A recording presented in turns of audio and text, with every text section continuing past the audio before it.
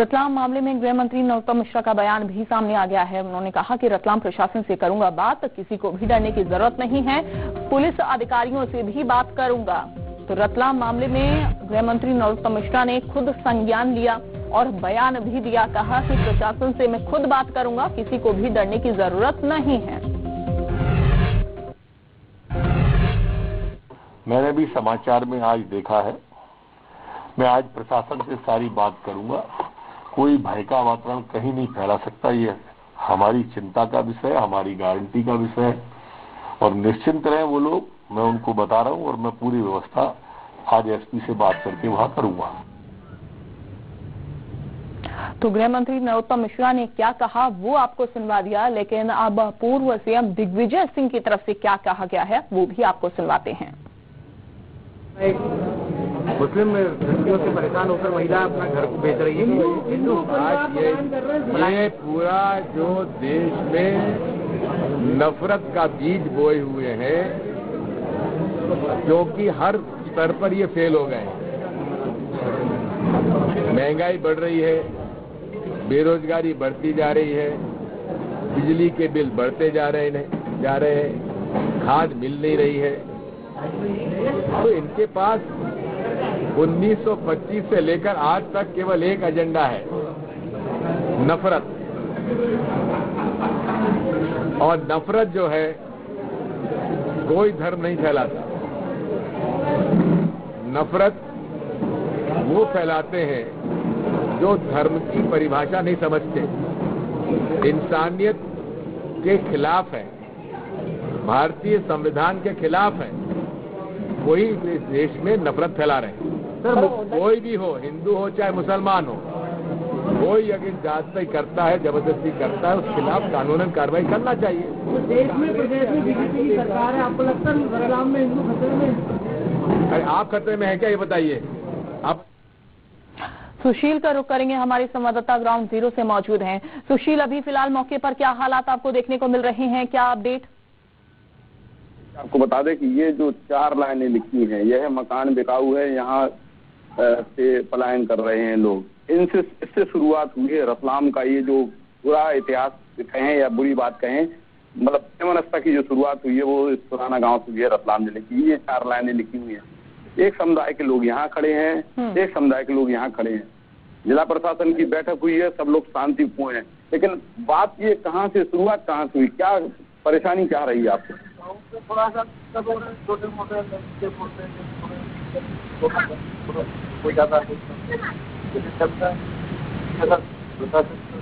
बनाए रखे हो,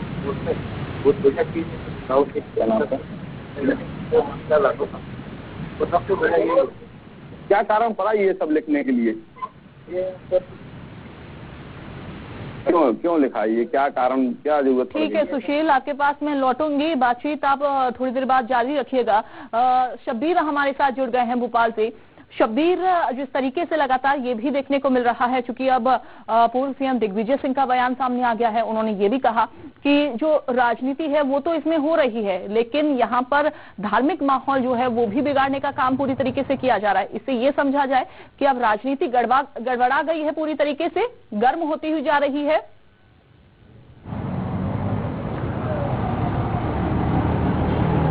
बिल्कुल, इस रतलाम के सुराणा में गांव में जो घटना सामने आई है उसको लेकर ये कह सकते हैं कि मध्य प्रदेश की सियासत गर्मा गई है। और वो हम इसलिए कह रहे हैं क्योंकि पूर्व मुख्यमंत्री दिग्विजय सिंह ने सीधे तौर पर इसको लेकर जो घटना सामने आई है, हिंदू समुदाय के लोगों ने जो घरों के बाहर लिखा है कि मेरा घर बिकाऊ है, वहां के जो अल्पसंख्यक हैं उनसे परेशान हुआ है। लेकिन इन सब के बीच एक चीज और है, उन्होंने सीधे तौर पर दिग्विजय सिंह ने कहा है कि नफरत के बीच बीजेपी ने बोए हैं, पहले दिन से आज तक उन्होंने ही कहे हैं। इसके साथ साथ उन्होंने ये भी कहा है कि जो लोग इसके अंदर दोषी है उनके ऊपर कार्रवाई होना चाहिए। लेकिन अंजलि, जो घटना रतलाम में सामने आई है इसको लेकर बीजेपी बहुत ज्यादा अलर्ट मोड पर है, सरकार बहुत ज्यादा अलर्ट मोड पर है। गृह विभाग ने पूरे मामले पर रिपोर्ट तलब करी है, जैसे ही जानकारी गृह मंत्री नरोत्तम मिश्रा को लगी, उन्होंने वहां के एसपी कलेक्टर से बात करी। मौके पर एसपी कलेक्टर पहुंचे, दोनों पक्षों के बीच बातचीत हो रही है और हल निकालने की कोशिश की जा रही है, बीच का रास्ता निकालने को लेकर। क्योंकि अगर वहां से पलायन होते हैं, हिंदू समुदाय के लोग पलायन करते हैं, तो सरकार की किरकिरी होगी। उत्तर प्रदेश में हमने देखा था कि जब समाजवादी पार्टी की सरकार थी, कैराना में ये मुद्दा आया था, तो बीजेपी ने इसको मुद्दा बनाया था अंजलि। और अभी वहां पर चुनाव है और मध्य प्रदेश से यह खबर जाएगी कि बीजेपी के शासन में हिंदू पलायन करने की बात कह रहे हैं, तो ये मुद्दा और गर्माएगा और वहां की जो विपक्षी दल है वो इस मुद्दे को भुनाती हुई नजर आएगी कि बीजेपी ये कहती कि हम हिंदू समुदाय के साथ खड़े रहते, तो उन्हीं के राज्य में जहां पिछले 17-18 साल से बीजेपी की सरकार है, वहां ये स्थिति बन रही। तो अंदाजा इसको लगा लीजिए, सिर्फ बीजेपी झूठ बोलती है हिंदुओं के वोटों पाने के लिए। तो ये कह सकते हैं कि बीजेपी पूरी तरह से अलर्ट है, सरकार सतर्क है और गृह विभाग ने रिपोर्ट तलब करी है। न्यूज 24 मध्य प्रदेश छत्तीसगढ़ भी ग्राउंड जीरो पर है, वो भी हल करने की कोशिश कर रहा है कि क्या अहम है इसके अंदर, क्योंकि चीजें अलग अलग निकलकर सामने आ रही है। कोई कह रहा है कि लंबे समय से ये विवाद चलता आ रहा है, छिटपुट इस तरीके की घटना सामने आती है। ठीक है शब्बीर, ये भी कह रहे हैं, यानी कि जो रिपोर्ट है वो तलब करने को कहा गया है, बातचीत करने को कहा गया है, लेकिन कितना समाधान निकलता है वो सुशील से जान लेते हैं। सुशील हमारे साथ जुड़ गए हैं। सुशील, बातचीत करिए, चूंकि आप ग्राउंड जीरो पर मौजूद है, ग्रामीणों के बीच में मौजूद है, क्या बातचीत उनकी अधिकारियों से हुई है, प्रशासनिक अधिकारियों से हुई, क्या बातचीत? अभी अंजलि, हमने अभी एक पक्ष के लोग हैं, पटेल समुदाय के लोग हैं, जिन्होंने ये मकान पे लिखा था मकान बिकाऊ है, उनसे बात की। थोड़ा आवाज में व्यवधान था। उस्मान हमें नजर आ रहे हैं जो काफी सुलझे हुए व्यक्ति हैं इस मुस्लिम समाज के, इनका पूरा पक्ष ले रहे। प्रशासन ने जो बोला है, क्या हल निकला आपका?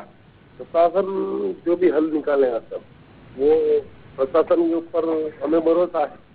जो भी भारत के संविधान में होगा वही फैसला होगा हमारा एक दोनों पक्षों के हक में होगा। तो हम तो इस गाँव के अंदर शांति अमन चाहते हैं, ऐसे कोई विवाद जैसी स्थिति न हो। छोटी छोटी बातों को लेकर इस गाँव में आए दिन कोई छोटी मोटी बात को उसको सांप्रदायिक बनाना चाहते हैं, ये गलत, ऐसा नहीं होना। बहुत बढ़िया बात कही है उस्मान ने। सुशील, आपके पास मैं लौटूंगी और यशपाल सिसोदिया हमारे साथ जुड़ गए हैं बीजेपी की तरफ से, भूपेंद्र गुप्ता कांग्रेस की तरफ से जुड़ गए हैं। आप दोनों का बहुत स्वागत है न्यूज 24 मध्य प्रदेश छत्तीसगढ़ पर। लेकिन सबसे पहले यशपाल सिसोदिया जी, आपसे मैं ही जानना चाहूंगी, क्योंकि ये स्थिति आखिरकार उत्पन्न क्यों हुई, क्यों यहाँ तक विवाद जो है इतना ज्यादा पहुंच गया, और फिर कार्रवाई की बात आई तो कार्रवाई क्यों नहीं हो रही है? देखिए अंजलि जी, विभाग अगर किसी बात को गंभीरता से लेता है या कोई गंभीर घटना होने की आशंका हो जाती है, तब लॉ एंड ऑर्डर को देख करके या व्यवस्थाओं को चाक चौबंद करने के लिए अगर कलेक्टर एसपी नहीं पहुंचेंगे और कल से कुछ घटना हो जाएगी तो फिर आप भी कहेंगे और आलोचना करने वाले भी कहेंगे कि जब इतना हो गया था, ज्ञापन दे दिया गया था, ये हिंदुओं को खतरा है या जो भी था XYZ, जो भी उनकी ज्ञापन है, उनकी मांगे थी, अगर उसको इग्नोर करें और इस बीच अगर दो पक्षों में कोई विवाद हो जाए तो ये जो सुराना गांव की घटना रतलाम जिले की हुई अंजलि जी, इसको अगर प्रशासन ने जाकर के मौके पर देखा, देखिए देखने से हम ये तो नहीं कह रहे कि देखने के बाद किसी ऊपर कार्रवाई हो जाए। अगर प्रशासन उचित समझेगा तो जिन लोगों की ग्रीवेंसेस है या जिनको तकलीफ है या जिन्होंने ज्ञापन दिया है, लेकिन यशपाल सिसोदिया जी, जब गृह मंत्री नरोत्तम मिश्रा ने खुद संज्ञान लिया, उसके बाद वहां पर प्रशासनिक अधिकारी पहुंचते हैं, लेकिन ग्रामीणों ने खुद बताया, खुद यहाँ पर बयान सामने आए हैं ग्रामीणों के, उन्होंने खुद कहा कि कार्रवाई नहीं कर रहा है प्रशासन, उनकी सुनी नहीं जा रही है। नहीं अंजलि जी, ज्ञापन को मैंने पढ़ा है, उसमें उन्होंने लिखा है, आपका कहना बिल्कुल ठीक है कि हमने मांग करी है और मांग करने के बाद अगर कलेक्टर एसपी इस ज्ञापन के बाद अगर सोशल मीडिया पे ये जारी होता है कि पूरा गांव पलायन कर जाएगा, हमको कहीं और पट्टे दे दिए जाए या हमारी जान को खतरा है या छोटी छोटी बातों पर हमारा मजाक उड़ाया जाता है, हमको टाउंटिंग किया जाता है, तो इन सारी चीजों को लेकर के नरोत्तम मिश्रा जी ने, गृह मंत्री जी ने कोई निर्देशित किया है और उसके बाद अगर प्रशासन पहुंचा अंजलि जी, तो मैं फिर कह रहा हूँ कि प्रशासन अगर निर्देश पर पहुंचा है तो दोषी होगा, हम उसी को तो कार्रवाई करेंगे ना। ठीक है। भूपेंद्र गुप्ता हमारे साथ जुड़े हुए हैं। भूपेंद्र जी, आप क्या कहेंगे, ये जो मामला सामने आ रहा है, क्योंकि लगातार ये तो कहा गया कि कार्रवाई होगी, लेकिन कार्रवाई होगी, मामला शांत होगा, यही उम्मीद जताई जा रही है, लेकिन आपकी प्रतिक्रिया, आप क्या कहेंगे सर? नहीं, ये जो है इस तरह की घटनाएं जो है, अगर कोई घटना ऐसी घटी है, वैसे मुझे तो नहीं लगता कि मध्य प्रदेश में इस तरह का कोई वातावरण है। तो अगर कोई घटना घटी है तो प्रशासन क्या कर रहा है? कलेक्टर तो कह रहा है कि ऐसा कुछ हुआ नहीं है और वो एसपी भी यही कह रहे हैं। तो उसके बाद भी अगर इन घटनाओं को बढ़ाया चढ़ाया जा रहा है तो मुझे समझ में नहीं आता क्या है। जो भी तथ्य है जांच में सामने आने चाहिए और प्रशासन को जो है संवैधानिक तरीके से निपटारा करना चाहिए इन बातों का। बिल्कुल। समाज में जो है चाहे कोई अल्पसंख्यक रहे चाहे बहुसंख्यक रहे, बीच में आप थोड़ी बहुत बातचीतें नुक्ते होते रहते हैं लोगों में, लेकिन उससे जो है उसका हमेशा सांप्रदायिक कारण नहीं होता है, लेकिन उसको सांप्रदायिक रंग देने की चेष्टा ना हो, ये ज्यादा महत्वपूर्ण चीज है। बिल्कुल। और उसकी जांच होनी चाहिए, जांच में क्या दिक्कत है। बिल्कुल ठीक है। प्रशासन और वो बेचारे जो मुस्लिम भाई हैं वो उस्मान भाई वो तो विश्वास व्यक्त कर रहे हैं कि उन्हें पूरा विश्वास है प्रशासन पे, तो वो तो रीजनेबल बात है। ठीक है सर, ठीक है। आप दोनों का बहुत शुक्रिया न्यूज़ 24 मध्य प्रदेश छत्तीसगढ़ से बातचीत करने के लिए। सुशील के पास वापस जाना चाहूंगी मैं। सुशील, आप लगातार ग्राउंड जीरो पर मौजूद हैं, बातचीत जरा करिए, क्योंकि अब क्या आश्वस्त वहां पर हो गए हैं ग्रामीण? उनको एक उम्मीद है कि अब माहौल जो है वो शांत हो जाएगा, हिंदू भाई उनके शांत हो जाएंगे? अंजलि, इन लोगों का ये उम्मीद तो है, जिला प्रशासन से तो एक उम्मीद जगी है, लेकिन आपको बता दें कि अभी इतना कहीं ना कहीं खटास है।